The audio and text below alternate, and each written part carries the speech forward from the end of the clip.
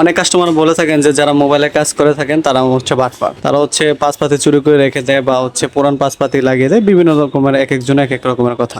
ভাই দেখেন, একটি হাতের ভিতরে 5টি আঙ্গুল থাকে, 5টি আঙ্গুল কিন্তু সমান না, এক একটা আঙ্গুল এক এক রকম। একটা আঙ্গুল ছোট আছে, বড় আছে, মাঝারি সাইজ আছে, বিভিন্ন রকমের সাইজ আছে। টোটালি 5টা আঙ্গুলের সাথে কোনোটাই মিল নাই। ঠিক একইভাবে যারা মোবাইলে কাজ করে, যে টেকনিশিয়ান ভাইগুলো আছে, সবাই কিন্তু এক না। অনেক ভাই আছে যে খারাপ কাস্টমারের সাথে প্রতারণা করে, এরকম আছে, অস্বীকার করতেছেন, এরকম আছে। কিন্তু খারাপের ভিতর ভালো আছে। যদি আপনি ভালোকে খারাপ বলেন তাহলে তো হবে না।